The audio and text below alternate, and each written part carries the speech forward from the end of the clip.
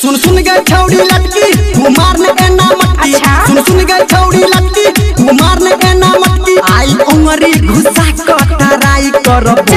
आई उमरी घुसा कटराई करबो। तोरा चुल्ही में माछ फ्राई करबो। तोरा चुल्ही में माछ फ्राई करबो।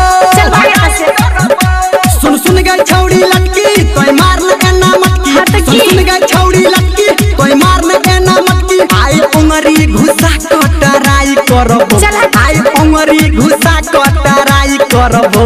तोरा चुल्ही में माछ फ्राई करबो। तोरा चुल्ही में माछ फ्राई करबो। बुझली के छाइन लबो। तोरा चुल्ही में तोरा चुल्ही में तोरा चुल्ही में माछ फ्राई करबो। हेगे रात अनहरिया में मौका उठा ले। चढ़ल जवानी पे चौका लगल। हेगे रात अनहरिया में मौका उठा ले। चढ़ल जवानी पे चौका लगा ले।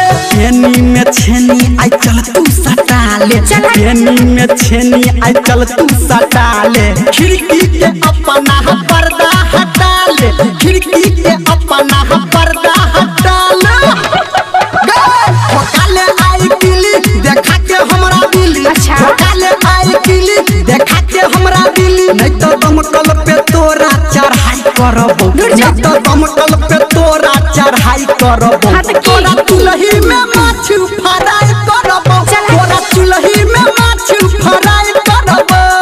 बुझली के तोरा चुल्ही में तोरा चुल्ही में तोरा चुल्ही में माछ फ्राई करबो।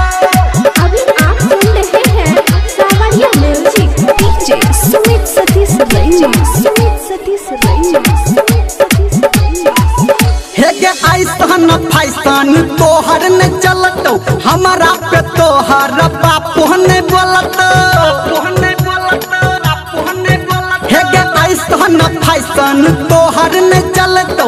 हमारा पे तोहर बापो ने बोलतो। धर्मेंद्र निर्मलिया घर जब खोलतो।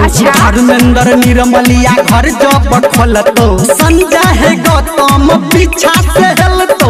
संजय गौतम पीछा से हेलतो। टट्टीवा कहीं के नाने छौड़ी ऐठा कने लगतो हमरा बैठा। ए नाने छौड़ी ऐठा कने लगतो हमरा बैठा। नहीं तो भुल्ला माछ तराई करबो। नहीं तो गरो ई माछ तराई करबो। आ तोरा